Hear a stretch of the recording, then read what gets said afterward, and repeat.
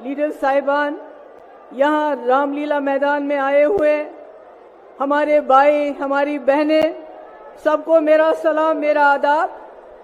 आज देश बहुत मुश्किल हालात से गुजर रहा है। ऐसा हाल है, न कोई वकील, न कोई दलील, न कोई कार्रवाई और सीधे जेल।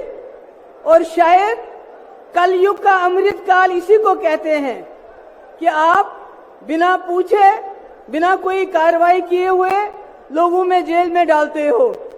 ये मैं उमर खालिद की बात नहीं कर रही हूँ जो पिछले 2 साल से जेल में है। मैं सिद्दीक कपन की बात नहीं कर रही हूँ, मैं मोहम्मद जुबैर की बात नहीं कर रही हूँ, मैं आपके चुने हुए नुमाइंदों की बात कर रही हूँ जिनको आप लोग वोट डाल के एमएलए बनाते हैं, लोकसभा मेंबर बनाते हैं, चीफ मिनिस्टर बनाते हैं, मिनिस्टर बनाते हैं। कैसे उनपे करप्शन के चार्जेस लगा के बिना कोई वकालत के, बिना कोई कार्रवाई के जेल में डाला जाता है। हमारे लिए ये कोई अचंभे की बात नहीं है। हमने जम्मू कश्मीर में पिछले 5 साल से यही देखा है। हमारे हजारों की तादाद में नौजवान, मैं, फारूक साहब, उमर अब्दुल्ला साहब, पूर्व मुख्यमंत्री, तीनों को बंद कर दिया गया और देश को बताया गया कि हम देश हित में कर रहे हैं। जब आप संविधान का उल्लंघन करते हैं, जब आप कानून का उल्लंघन करते हैं, वो देशभक्ति नहीं, देशद्रोही होता है। जो संविधान का उल्लंघन करेगा वो देशद्रोही है।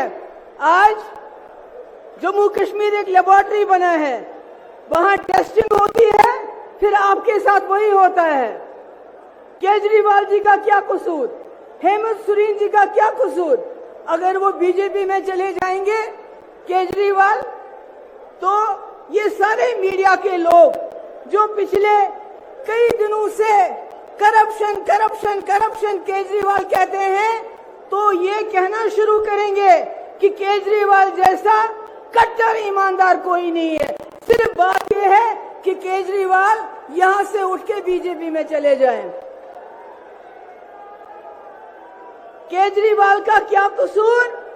उन्होंने गरीबों के बच्चों के लिए स्कूल अच्छे अच्छे बनाए जहां से डॉक्टर, इंजीनियर, लॉयर, टीचर निकलेंगे।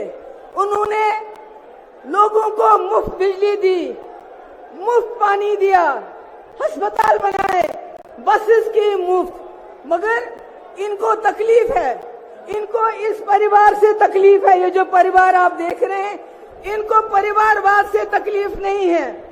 अगर परिवारवाद से तकलीफ होती तो ज्योतिरादित्य सिंधिया को नहीं लेते। अगर परिवारवाद से तकलीफ होती तो जतिन प्रसादा को नहीं लेते, मिलन देवरा को नहीं लेते, राजनाथ सिंह का बेटा पॉलिटिक्स में नहीं होता। इनको तकलीफ है एक, अगर आज भी आदित्य ठाकरे जी बीजेपी में चले जाते हैं तो फिर परिवारवाद नहीं है। इनको एक परिवार से सबसे ज्यादा तकलीफ है, और वो परिवार जिसने इस देश के लिए जेल में गए, कुर्बानियां दी, इस देश को बनाया। गांधी नेहरू उस परिवार की बात करते हैं। अरे मैं कहती हूँ ऐसे और परिवार पैदा हुए होने चाहिए थे।